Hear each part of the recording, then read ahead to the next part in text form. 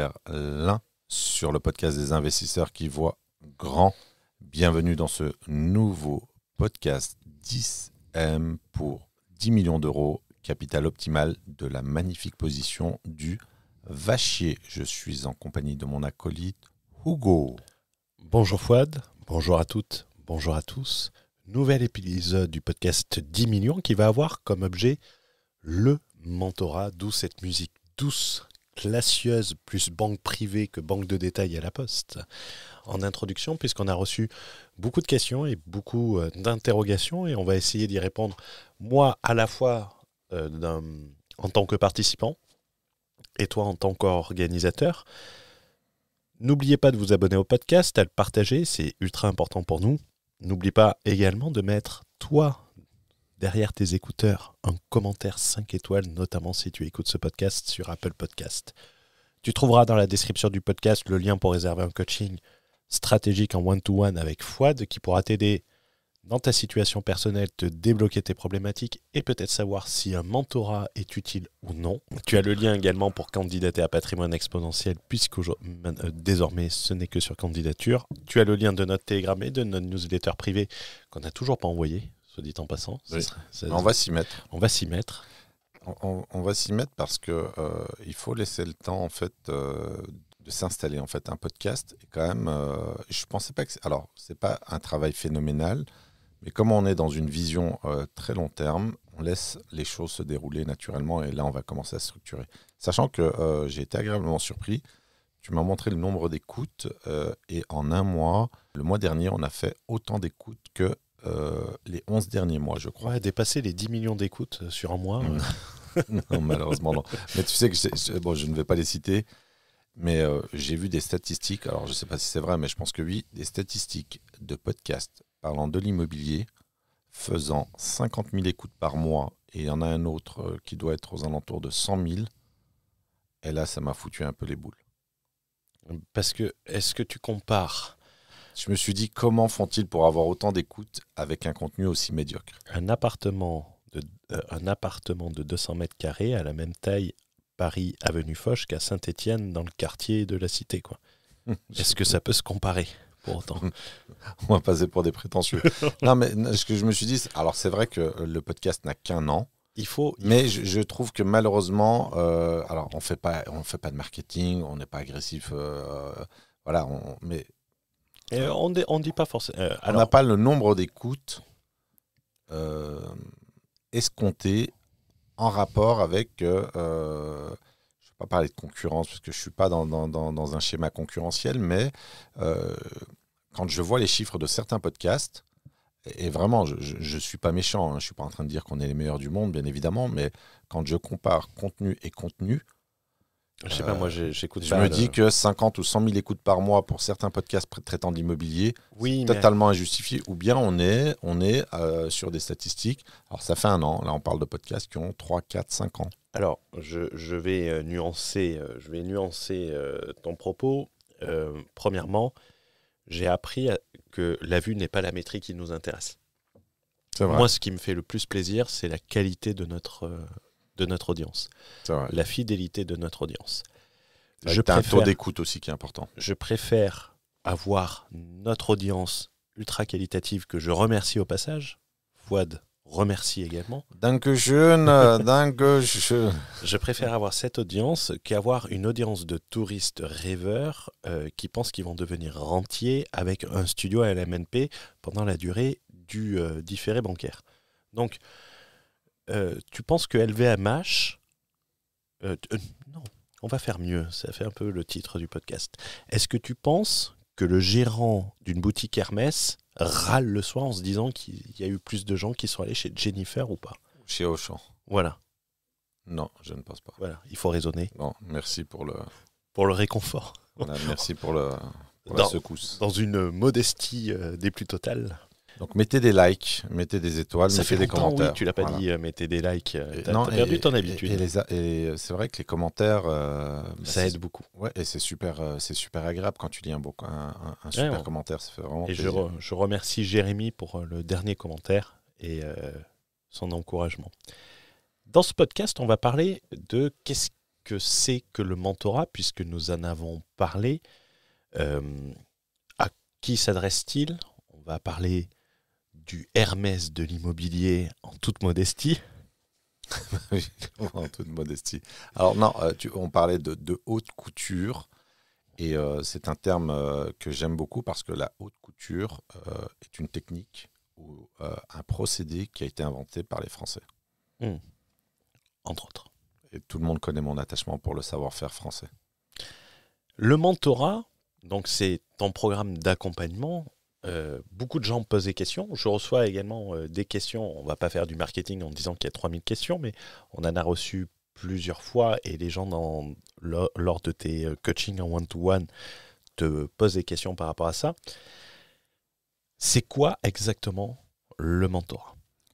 Alors déjà, pour introduire, rebondir sur ce que tu as dit, depuis que j'ai un petit peu plus de visibilité avec le podcast, j'ai dû recevoir à peu près, je dirais, entre 200 et 300 demandes. Donc c'est quand même significatif pour un produit, certes à haute valeur ajoutée, mais à budget très important. Donc des demandes, j'en ai énormément. Je retiens peut-être... je convertis ou je retiens, puisque c'est réellement sur candidature, peut-être 2% des demandes. Donc il y a un ratio, il y a une sélectivité qui est très, très élevée. Donc le mentorat, c'est quoi exactement? C'est un programme d'accompagnement opérationnel, c'est-à-dire que ce n'est pas une formation, c'est 3 jours de mastermind à Besançon ou à Berlin. On a, durant ces 3 jours, alors c'est très très intense, on a à peu près, je dirais, 24 heures de contenu sur 3 jours, mais un temps présentiel entre les petits déjeuners et le dîner, on doit avoir à peu près, je dirais, les 36 heures de présentiel, je ne sais pas si tu es d'accord avec moi. Ouais, de 8h, de 8h à 23h, voire minuit. Ouais, c'est ça. Ouais. Le samedi soir, c'est plutôt minuit. Donc c'est un mastermind en présentiel de 3 jours. Et ensuite, c'est 1 an d'accompagnement en individuel sur du consulting, du coaching, du mentorat. On peut appeler ça comme on veut, mais par contre, c'est de l'opérationnel. C'est-à-dire que généralement, ça va être 30 à 40 heures d'accompagnement individuel. Donc, c'est un programme qui est très lourd émotionnellement, temporellement. Donc, 30 à 40 heures réservées sur... une forme de formation en continu, mais liée à un apprentissage en exécution opérationnelle. C'est-à-dire que c'est en faisant qu'on apprend à faire une offre d'achat calibrée. C'est en faisant qu'on apprend à négocier avec les banques. Négocier avec les banques, mais en amont, bâtir un compromis favorable à l'investisseur en introduisant ce que j'ai créé, ce que j'ai appelé d'un point de vue juridique le pack d'office, les clauses plutôt abusives, mais à l'avantage de l'investisseur. Donc dans la création ensuite des sociétés, on a un accompagnement opérationnel du début jusqu'à la fin pour se constituer un patrimoine littéralement en millions d'euros. Donc voilà ce que c'est que le mentorat. C'est vraiment une année de collaboration qui démarre après le mastermind présentiel, où là on a un socle de connaissances. Et d'ailleurs, il y a quelque chose que j'estime avoir introduit en France, en tout cas à ma connaissance, ça n'existe pas encore. Toi qui palpes quand même beaucoup d'informations, tu me diras si tu en as déjà entendu parler. Sur les 3 jours du mastermind en présentiel, on a 2 jours alloués à la psychologie de l'entrepreneur. Donc, ce sont des compétences en plus qui sont intéressantes puisqu'on peut les réutiliser dans d'autres domaines d'activité qui relèvent de l'entrepreneuriat. Donc, on a 2 jours là-dessus et une journée sur les financements immobiliers poussés où, à la fin de cette journée, on arrive à sortir de cette naïveté, de ce romantisme bancaire qui va finalement plafonner ton encours bancaire. À qui cela s'adresse et également, je dirais, à qui cela ne s'adresse pas parce que tu sais, on est biberonné sur Internet. Oui, c'est valable pour tout le monde. Et moi, quelquefois, j'ai des gens, je leur dis, tu ferais bien d'appeler Fouad et de regarder. Et je lui dis, je ne me fais pas de soucis parce que selon ton profil, c'est pas une acceptation automatique. Je ne dis pas qu'il faut se prostituer à tes genoux, mais ce que je veux dire, tu ne vas pas prendre des profils qui ne vont pas performer. Alors, tu as totalement raison là-dessus. Pourquoi ? Parce que je travaille chaque année avec une poignée d'individus. Une poignée. Je fais du mentorat depuis 4 ans. En 4 ans, j'ai dû former, je n'ai pas fait les comptes exacts, mais peut-être 25 personnes. Donc, c'est très très peu. Si tu prends le leader du marché de la formation en ligne, et je ne me compare pas à cet individu parce que j'estime... Oui, il est bien meilleur que toi. Alors, il est bien meilleur que moi pour faire dans le mass market, dans le marché de masse, Je plaisante. Bien sûr. Mais quelqu'un qui a vendu 25 000 formations, donc on est sur un rapport de 1 pour 1000. Donc, d'où la haute couture. Je fais dans l'artisanat, dans le sur-mesure. J'aide, moyennant rémunération. Hein. Je ne suis pas dans ce qu'on appelle sur Internet, ma mission est d'aider les autres. Non, je suis là pour faire exploser les patrimoines dans leur constitution. Je suis là pour travailler avec des gens extrêmement motivés, des gens ambitieux, des gens qui ont un potentiel bancaire, entrepreneurial. Et donc, à qui ça s'adresse ? Ça s'adresse à ces gens-là, c'est-à-dire des gens qui ont des intentions très fortes, qui sont démunis en termes de stratégie, en termes d'outils, en termes de compréhension du système bancaire français, qui ont vraiment cette envie, mais qui se disent je suis dans le brouillard, je ne sais pas comment on fait pour se constituer un gros patrimoine en évitant de faire n'importe quoi. Donc voilà à qui ça s'adresse. À qui ça ne s'adresse pas, ça ne s'adresse pas aux gens qui ont besoin d'être assistés. Je dis toujours que moi, en fait, mon mentorat est transformationnel et non... motivationnel. Motivationnel, exactement.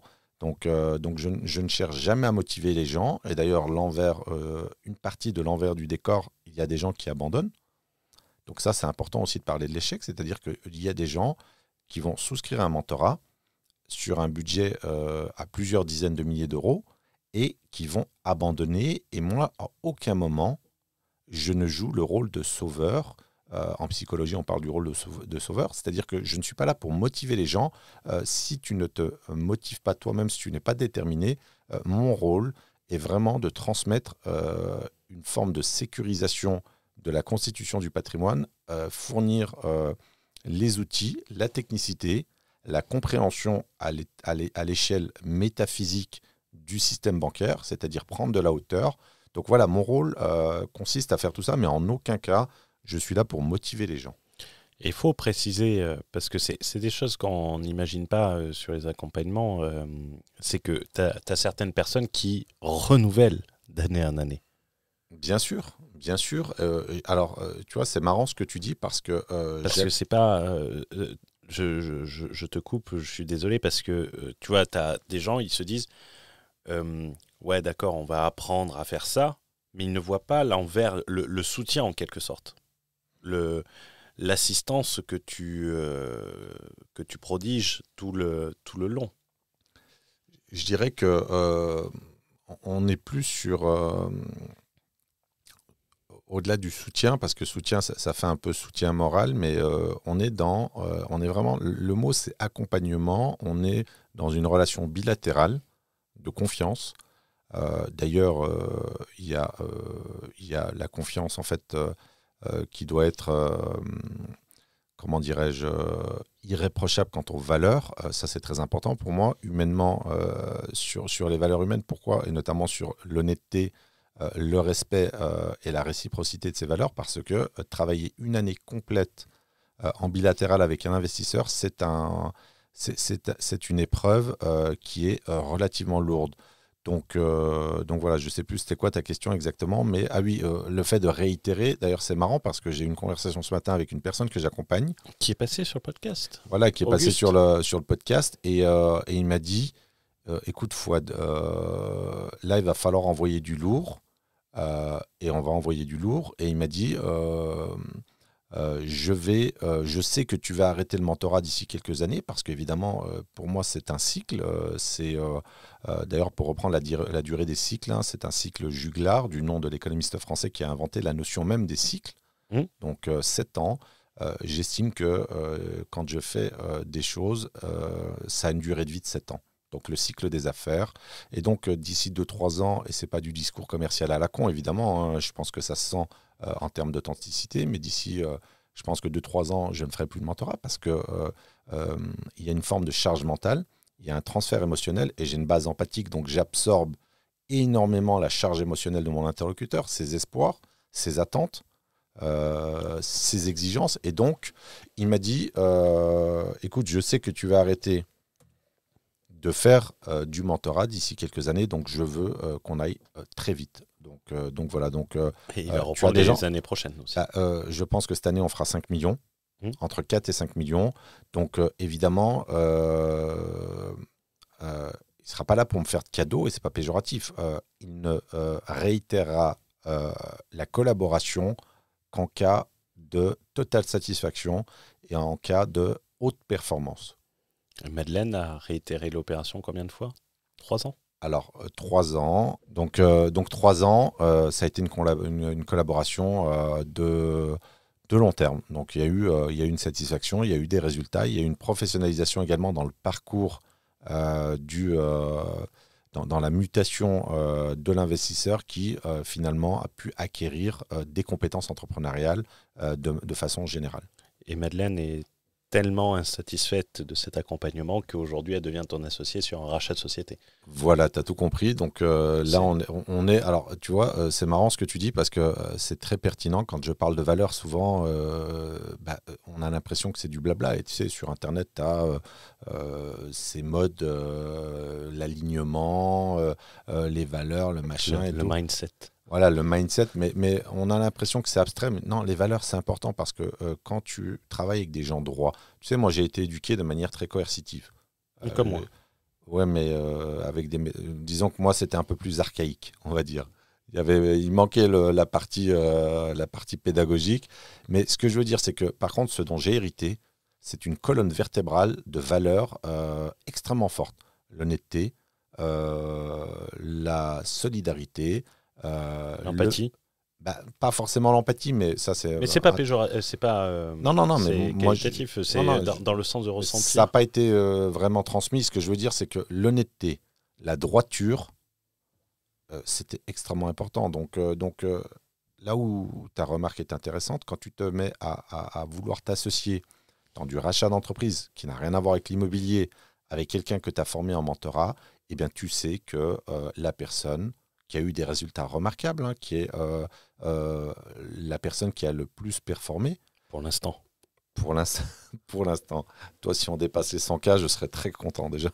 Non, mais on pourra parler des services que tu fournis dans ce mentorat. Oui. Tu vois, moi, là où tu m'as surpris, c'est quand je t'ai dit, ça y est, j'ai acheté la Love Room et que tu es allé chez Fly et que tu m'as tout acheté. Quoi.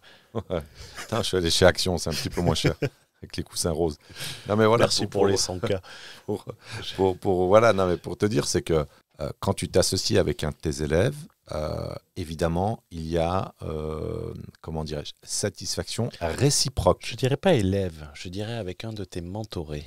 Mentoré, parce que je ne suis pas dans une hiérarchie, mais quand je dis élève, c'est plutôt apprentissage. Oui, non, mais c'est parce que vous êtes sur de l'entrepreneuriat, sur de l'investissement entrepreneurial, on va dire. Mais c'est important de le visualiser et de se dire ce n'est pas destiné à tout le monde. Et c'est pas du marketing de dire ça.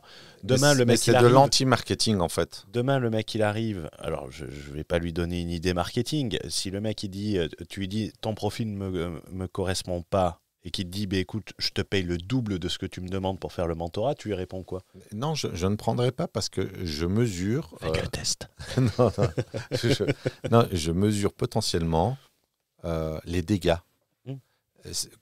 Si tu veux, moi, j'ai un niveau de conscience économique, sociale, psychique très élevé. J'arrive à mesurer dans quoi, en termes d'emmerde, je vais aller m'aventurer. Et ça ne m'intéresse pas. L'argent n'est pas un moteur. Alors, l'argent est important, mais ce que je veux dire, si j'avais voulu faire énormément d'argent, d'ailleurs, tu vois, j'ai eu quelqu'un en coaching. Et je ne vais pas trahir le secret professionnel, évidemment, mais il est closer pour un très gros faiseur de marché.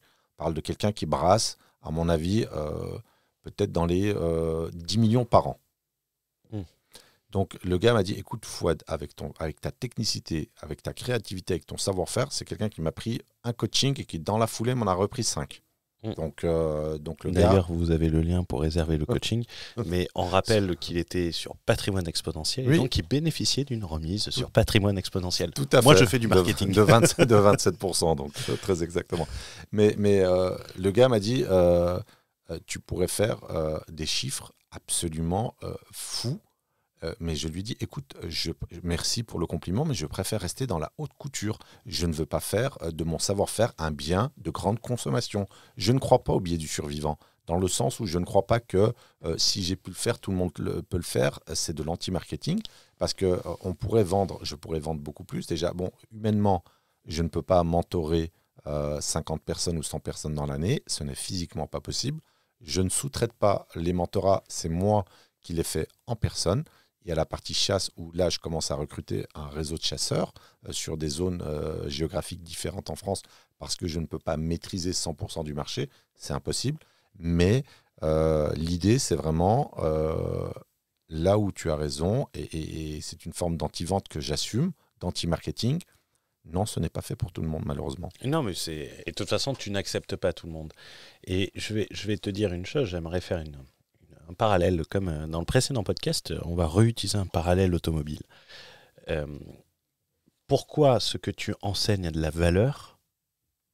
Parce qu'on ne l'entend pas ailleurs et que ça n'a rien à voir avec ce qui est généralement promu sur Internet.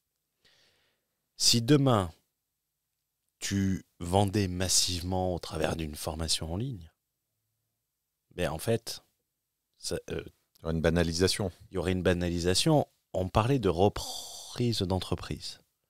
Combien se sont auto-copiés dans ça pour offrir la même chose à la fin? Ben, tous. Tous ceux qui... Tu as la copie, de la copie, de la copie et de la copie. Voilà. Et il n'y a qu'en mathématiques qu'un moins avec un moins fait un plus.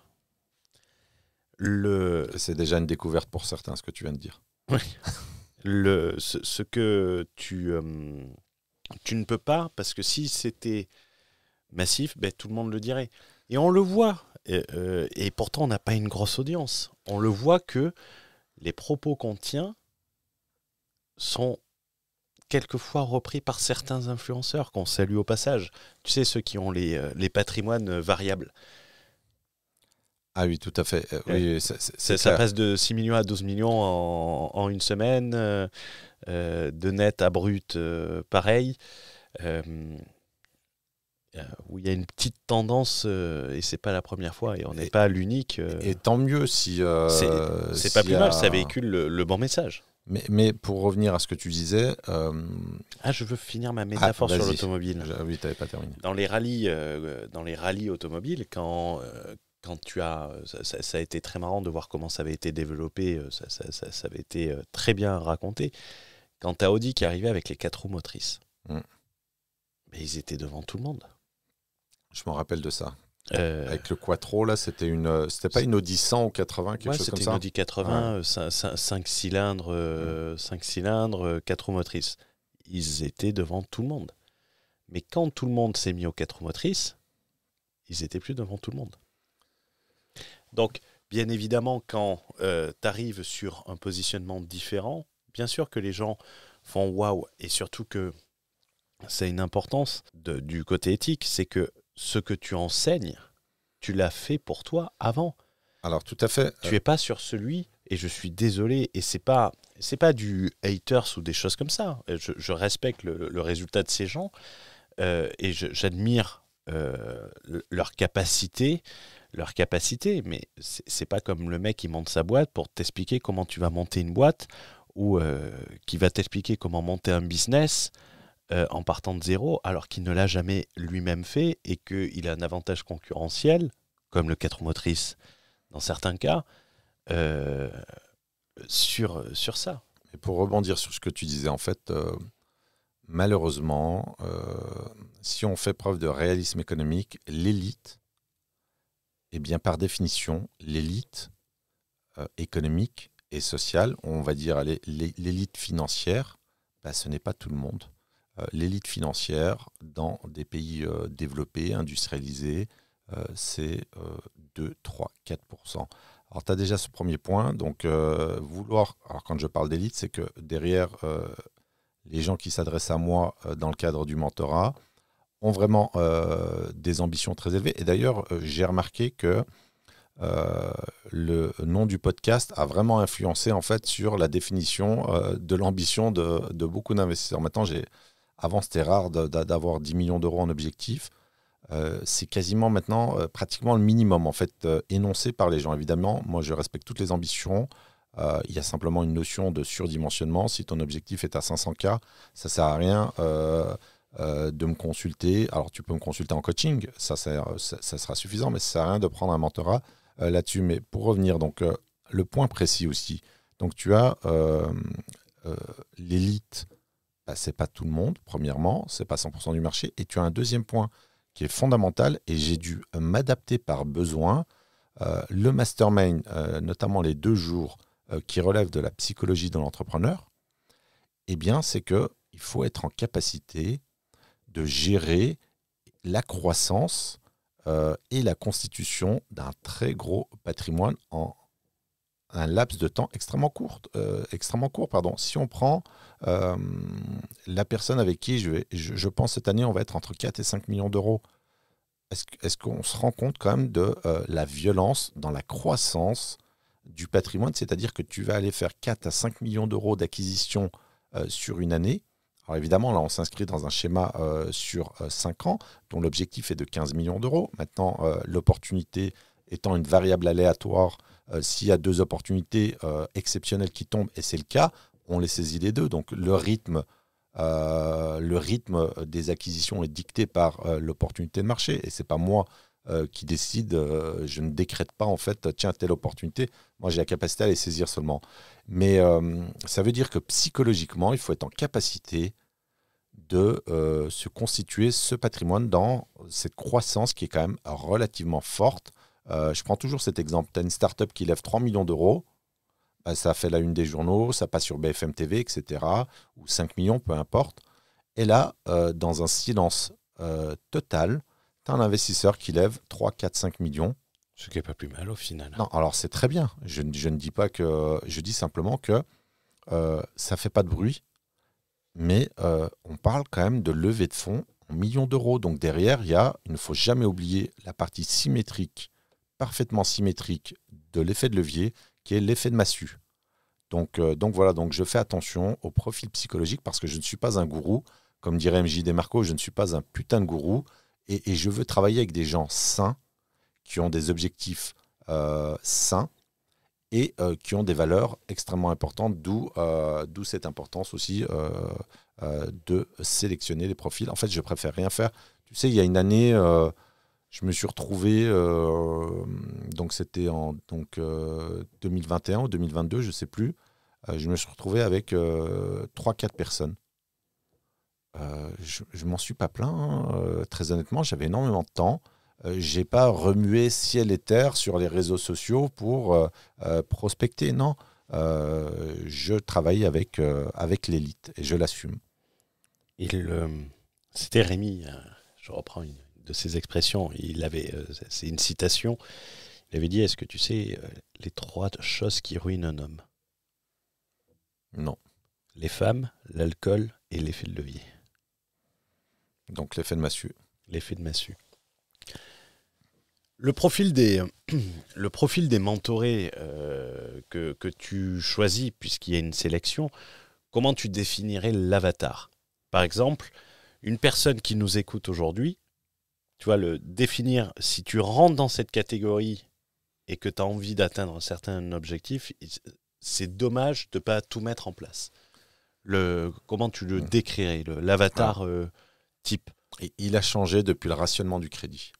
C'est-à-dire que durant l'âge d'or du prêt immobilier, l'argent magique, on va dire, la planche à billets, taux d'intérêt Banque Centrale Européenne 0%, il y avait des gens comme moi qui passaient à la trappe avec une forme d'ingéniosité, une forme de débrouillardise, une forme de cognition extrêmement développée.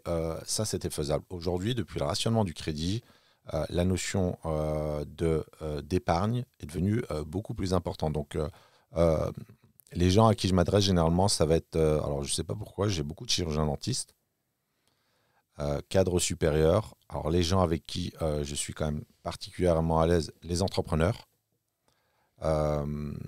Principalement, c'est ça. Alors, évidemment, salarié, cadre supérieur, l'étiquette salarié fait qu'en termes de scoring bancaire, entre guillemets, ça sera un petit peu plus facile parce qu'on rentre dans les cases. Et donc, ça, c'est un profil qui est plus intéressant. Maintenant, pour éviter une pénibilité trop importante dans l'obtention des prêts, il est vrai que je privilégie, comme je ne fais pas dans le social, même si j'ai cette dimension sociale qui est très importante, je privilégie quand même les gens qui ont un certain niveau de stock d'épargne et une rémunération la plus élevée possible.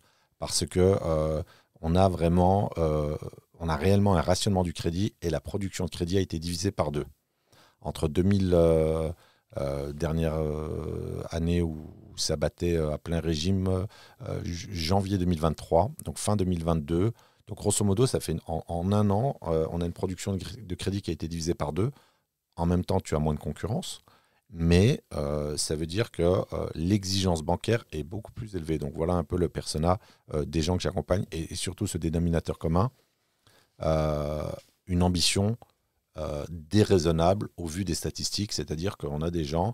Alors, un horizon temporel relativement court, alors pas court un mois, un trimestre, hein, court en immobilier, généralement... D'ailleurs, tu vois, ça c'est très intéressant. Moi, les gens qui ont un horizon temporel anormalement court, c'est-à-dire que quelqu'un qui me dit « je vais faire 10 millions en un an », je ne peux pas travailler avec cet individu parce que la pression sera trop importante et la déception quasiment sûre. Donc, un horizon temporel, généralement 3, 4, 5, 10 ans. Grosse ambition, 2, 3, 4, 5 fois la tranche des 1% les plus riches, qui est 2 millions d'euros bruts. Donc voilà les gens avec qui je travaille. Et aussi les gens qui ont l'intelligence de se remettre en question sur leur niveau d'incompétence en se disant... Il y a un discours intéressant, on sent un potentiel, ils vont chercher à avoir des éléments de réponse, des fragments de réponse, et notamment stratégiques, qu'ils ne trouvent pas en fait, malgré l'océan d'informations que tu as sur Internet. Pourquoi ? Parce qu'il y a la conformité. L'information tue l'information. Surtout quand c'est la même information, quand c'est l'information bidon qui tourne, dès que tu as un discours qui est différent, mais par essence différent et pas de manière factice. Mais quelquefois, moi, je me prends des remarques dans le sens où, oui, non, mais tu vois, par exemple, là, j'en ai eu une. On va le prendre en live. Sur LinkedIn, j'arrive pas à résister à mettre des commentaires. Un conseiller en gestion de patrimoine. On va pas faire du name dropping, mais je dois l'avoir dans les notifications. La personne fait un... j'optimise et développe votre patrimoine à partir de 100 000 euros. Parce que si tu loues en meublé, tu encours un risque dont personne ne parle. Le statut loueur en meublé non professionnel. Mais attention, en fonction de tes revenus, tu peux basculer dans la catégorie du loueur meublé professionnel. Alors que c'est la catégorie la plus intéressante. Et oui, parce que tu favorises la plus-value, tandis que tu favorises le cash flow avec le LMNP, et surtout tu te capes.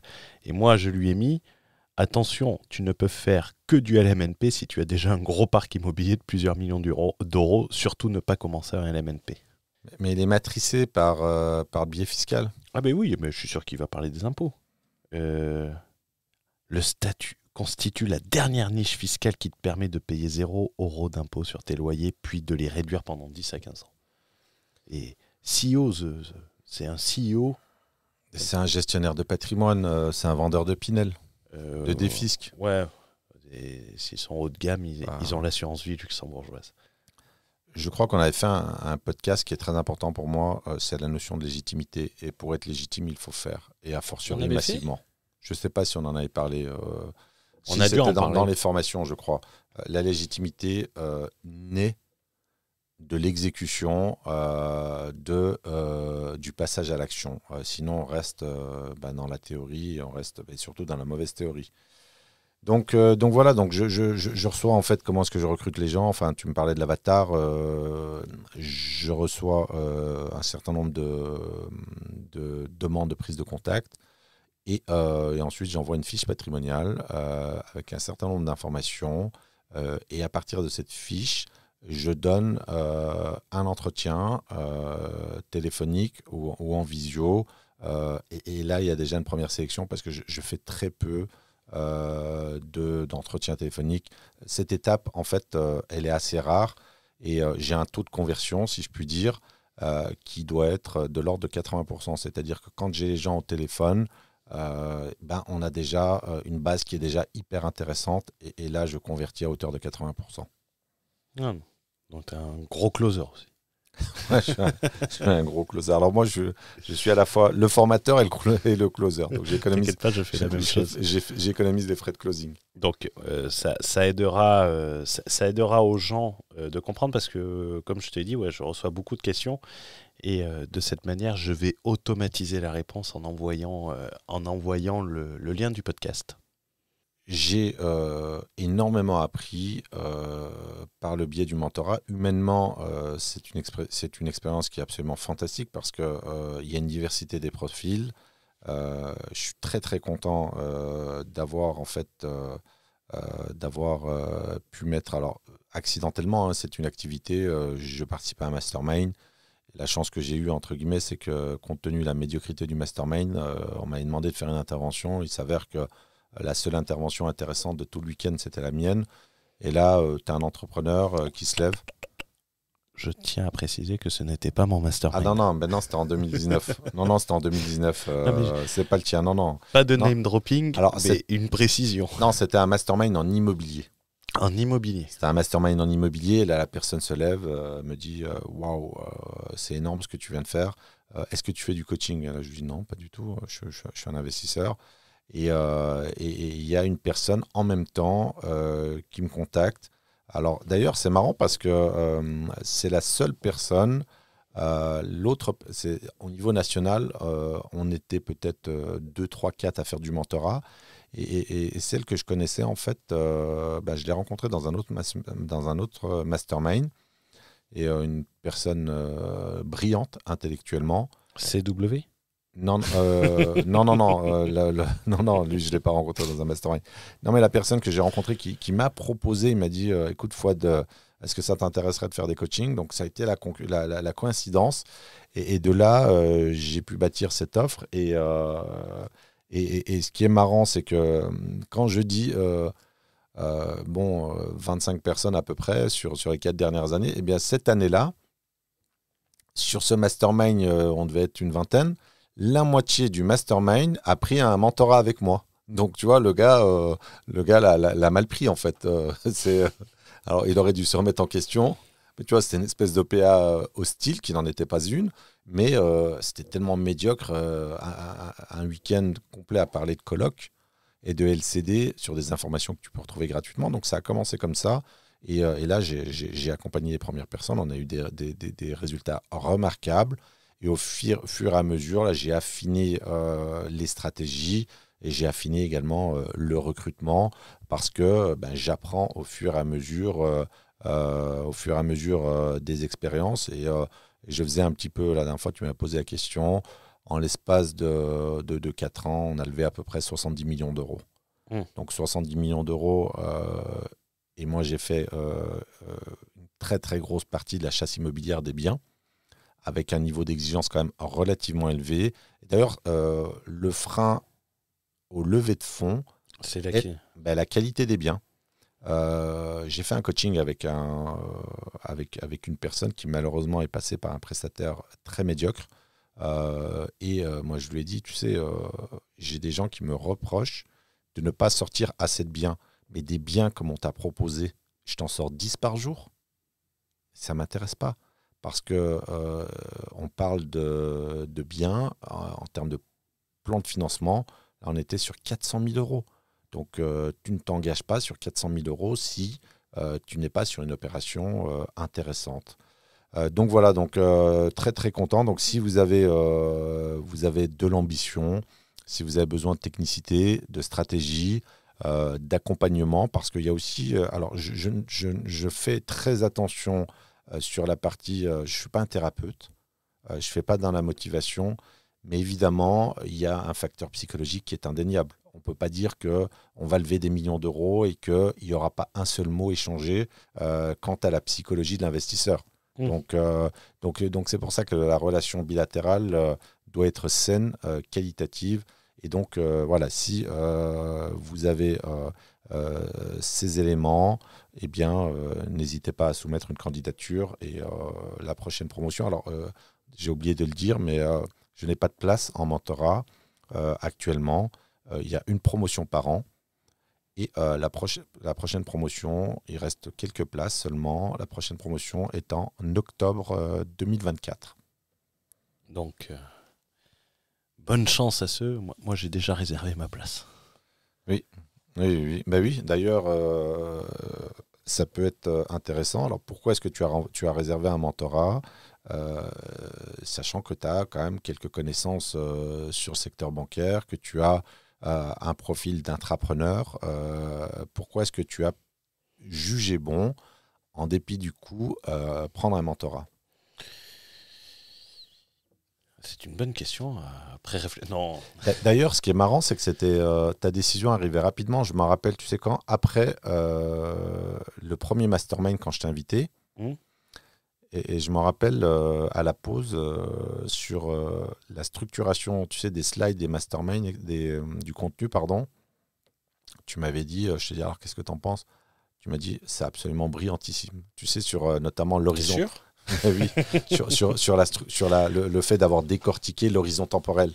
Oui, alors. Je ne sais pas si tu t'en rappelles. Oui, je m'en souviens.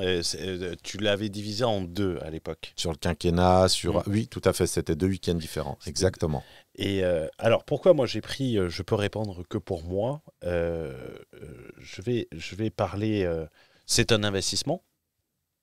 C'est un investissement, c'est indéniable. Mais comme tout investissement, il faut pas tellement regarder, il faut regarder l'objectif.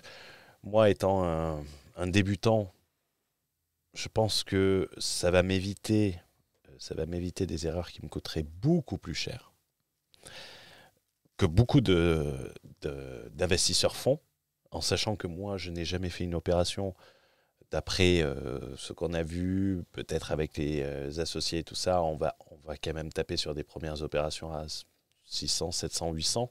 Tu as défini un objectif? Moi? Non, le mur. Bah oui, toi. Non, mais l'objectif... Soit transparent à l'américaine. Transparent à l'américaine. Toi qui aimes les anglicismes. Alors, moi, je me suis dit minimum 5 sur 3 ans. Ce qui est peut-être 5 colloques LMNP. 5 millions. L'unité de compte est le million. 5 voilà. millions. 5 millions. Je pense que je pourrais faire plus quand je prendrai goût, mais je ne veux pas faire un péché d'orgueil parce que ça me fait peur. Je n'ai jamais fait une acquisition, je ne sais pas comment ça se passe, les travaux. Oui, la partie bancaire ne m'inquiète, mais vraiment pas du tout. Mais je dirais que limite, j'ai plus de... je me serais fait avoir sur certaines choses, mais je pense que je les aurais comprises, ce qui m'aurait fait perdre du temps également, et le temps coûte de l'argent. Qu'est-ce qui m'a poussé d'autre à prendre le mentorat? C'est principalement le coût d'opportunité. Et c'est ce que je dis, quelquefois les gens me posent la question, je leur dis, écoute, moi je considère, et je te le dis en toute transparence et pas de marketing, je n'ai pas d'affiliation sur le mentorat. Non, tu payes. Alors, je paye la place. Un détail, alors effectivement, un tarif préférentiel, parce que c'est normal, on est associé quand même sur le podcast, on travaille. Alors moi, j'estime qu'on est également amis, et donc, mais tu payes. Je paye et je pense que tu n'accepterais pas que je te dise, attends, c'est gratuit. Si. Non. Je ne veux pas respecter le travail des autres. Non. Un sac Hermès gratuit n'a plus aucune saveur. Va dire ça à la blondasse en dehors de la sortie. Non, pour moi, c'est important de payer parce que déjà, je ne veux pas être redevable. Et c'est important. Et également, je pense que si tu ne payes pas, tu n'avances pas. Ouais, je suis d'accord avec toi là-dessus. C'est tout bête, mais les prix, plus tu vas augmenter le prix, plus tu vas avoir une clientèle qui va s'investir, plus tu vas avoir... Tu vois, un truc tout simple. J'ai fait un mini-programme Mania de l'immobilier gratuit. Tu verrais le taux de completion, tu sais, les gens qui complètent, c'est à 0 pointé. C'est-à-dire que tu leur donnes, les mecs ne consomment pas alors que tu as de la valeur stratégique quand même dessus, quoi. Mais tu sais, tu as les fameuses statistiques sur les formations en ligne. Je crois que plus de 90% des gens ne suivent pas la formation qu'ils achètent. Et je l'ai appris de mon ami là, qui faisait du mentorat, je ne sais pas s'il en fait toujours. Il m'avait expliqué, j'ai trouvé ça brillant, le paiement doit être douloureux. Et en fait, c'est la douleur du paiement qui t'incite à passer à l'action. Ouais, non, et là, comme on est sur un paiement qui est relativement élevé, eh bien évidemment, ça traduit un engagement très fort, sauf si tu as envie de jeter l'argent par les fenêtres. Tu veux le rentabiliser. Je pense que c'est... et c'est important de s'entourer. J'y connais rien, et j'ai pas peur de le dire. J'avais quelqu'un qui m'avait fait une remarque. Ouais, t'es comme tous les autres. T'as fait une formation patrimoine exponentiel, alors que t'as jamais investi dans l'immobilier. J'ai répondu oui, mais connard, c'est pas une formation d'immobilier, c'est de l'ingénierie bancaire. Et ça m'avait fait rigoler parce que t'avais participé à mon mastermind. Alors on avait des noms différents pour les stratégies bancaires, mais au final on se retrouvait. Et quand j'ai participé au tien, jamais j'aurais pu faire la fameuse holding en 5 temps. Je me serais fait avoir sur ça. Est-ce que j'aurais essayé de trouver une solution alternative qui aurait fonctionné ? Je pense que j'aurais fait trop complexe. Il y a la compréhension aussi des aberrations spécifiques au financement immobilier également qui est importante à comprendre. Ça, je suis pas trop... Ça nécessite d'être exposé à l'aberration en fait. Et pour ça, il faut faire. Tu vois, par exemple, sur les... ça, même avant, quand tu vois, j'ai participé à ton mastermind financement après mon mastermind. Oui. Et je ne connaissais pas le contenu lorsque j'ai fait le mien. Et il y avait beaucoup de similitudes avec ce qu'on disait. D'ailleurs, c'est marrant parce que, pour rebondir sur ce que tu disais, tu ne connaissais pas le contenu, sachant que moi, je ne filme pas mes événements. Moi non plus. Voilà, parce que c'est à taille humaine et que je veux qu'on se sente libre de s'exprimer sans se dire « attends, est-ce que ça passe mal ce que je vais dire ?» etc. Donc voilà, donc en tout cas, je serais ravi de commencer le mentorat avec toi. J'ai localisé une petite love room là, à Saint-Étienne, en face de la gare. Ça ne sera pas trop difficile à faire financer, mais il faudra qu'on fasse passer ça pour autre chose qu'une love room. Peut-être une résidence principale. Ouais, c'est ça, dans un grenier. Donc, non, et pour revenir, le coût d'opportunité, quand on n'est pas un expert d'une chose, et je ne me prétends pas, je pense pas être mauvais en financement. Donc coût d'opportunité, nécessité, technicité, sécurisation. C'est que ouais, mais ça, je mets dans le coût d'opportunité la sécurisation, quelque chose de large, et m'entourer des meilleurs, ou du moins ceux que je pense être le meilleur. Tu vois, pour faire un parallèle dans le rachat d'entreprise où j'estime que ce que j'apporte en termes de valeur ajoutée sur la constitution du patrimoine et même une valeur ajoutée qui est supérieure à la cible moyenne reprise, parce qu'en moyenne, sur les cadres dont je t'ai parlé, les HEC et compagnie, donc on parle de boîtes à 1,1% français. On parle d'1 million d'euros, des boîtes à 1 million d'euros. Là, moi, j'accompagne des gens qui vont faire plusieurs millions d'euros. Et donc là, en termes d'audit, donc que ce soit sur la LOI, que ce soit sur l'audit fiscal, juridique et social, ce sont des audits qui coûtent en moyenne entre 40 et 50 000 euros. Donc tout ça pourquoi ? Alors, ils sont indispensables, mais tout ça pour racheter entre guillemets en moyenne une boîte à 1 million d'euros. Donc là, pour faire le parallèle, avec un niveau de sûreté plus élevé, parce que c'est de l'immobilier, parce qu'il y a l'expérience, etc., et notamment la sécurisation sur les compromis de vente, qui est extrêmement importante, on va être sur un mentorat qui a, en termes de budget, l'équivalent d'un audit. Sauf que l'audit, les audits, c'est quelques semaines. On te donne un rapport et après, c'est terminé. Tu te débrouilles quelque part. Je vais te mettre une break-up fee là, dans la convention. Une break-up fee dans la convention de mentorat. Tu vois, comme les... Elle est rédigée exclusivement en français, tu vois. Donc, comme En cas d'échec de la due diligence, c'est celui qui souhaite vendre qui paye la. Mais tu vois le parallèle, tu veux racheter une boîte à 1 million, on va te recommander, alors sauf si tu es un kamikaze, de faire des audits qui sont quand même importants. Rien qu'une LOI, tu as des gens qui s'amusent à faire la LOI eux-mêmes. Je trouve ça extrêmement surprenant. Je m'en sens pas capable. Et pourtant, je fais des offres d'achat en béton armé. Moi, je t'ai dit, la LOI prend... la technique sur ça, qui n'est pas une technique d'économe, hein. La technique sur ça, c'est prendre 3 avocats différents. Alors, tu multiplies le prix par 3, mais tu récupères tout le temps. Chacun fait la LOI, tu fais les remarques de la LOI aux autres. Et au final, tu te retrouves avec la meilleure LOI. Mais tu fais intervenir des professionnels. Tu fais intervenir des professionnels. Rappelle-toi Tu fais intervenir des professionnels et tu ne fais pas de bricolage. Sur la forme de société et le changement. Oui. Combien ça pouvait te coûter si une simple ligne écrite. Tu parles de quoi, du changement de forme juridique? Ouais. Par rapport au droit de mutation? Ouais. Combien ça représente? Dans notre cas, ça représentait, je crois, 100 000 euros. 100 000 euros. Ouais. 100 000 euros, une simple ligne. Ouais. Donc, mais c'est ce que je te disais, c'est que tu vas consulter, et il faut le faire, tu vas être accompagné par des professionnels, experts comptables, avocats, principalement. Mais il faut savoir les piloter. Non, mais déjà, il faut déjà le faire, c'est-à-dire être accompagné par des gens, au lieu de versus je fais tout seul. Je fais du bricolage. Et je veux être dans toutes les compétences que je n'ai pas. C'est pas possible de faire un audit. Même moi, ayant quand même une formation financière et juridique, donc ça demande beaucoup d'expérience, c'est ce que j'ai vu. Comme le nombre de points de vigilance est absolument important. Je vais pas m'envoyer des fleurs, mais tu as quand même un niveau juridique, bien sûr. J'ai un niveau d'études qui est supérieur aux avocats qui font ça. Je suis incapable de le faire. Parce qu'il y a l'expérience derrière. Par contre, je sais piloter un mec, je sais vérifier un truc, je sais relire par derrière, je sais mettre un peu la même ingéniosité. Oui.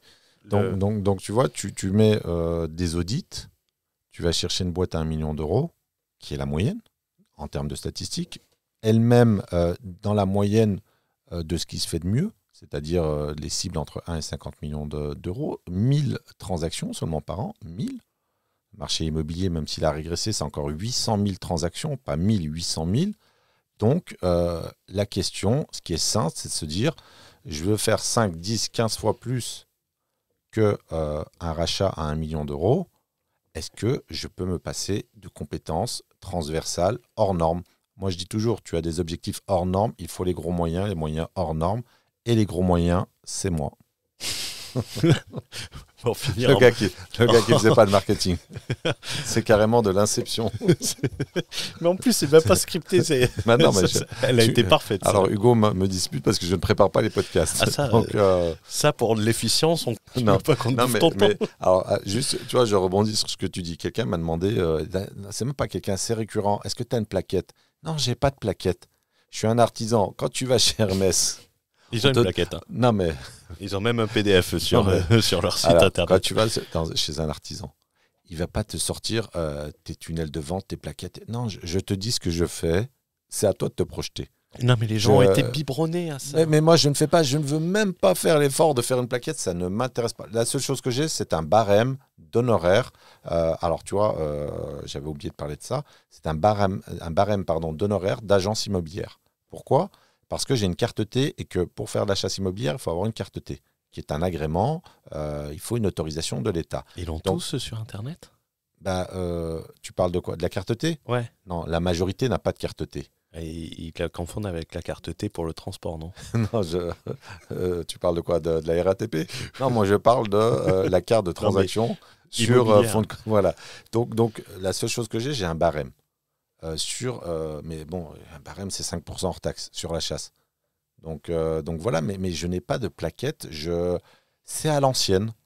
Je vais faire un parallèle, alors qui est peut-être particulier. On va monter une équipe pour un braquage. Tu vas pas me demander une plaquette sur le process, tu vois. Ça se fait à l'oral. C'est une très bonne image. On conclura sur ça.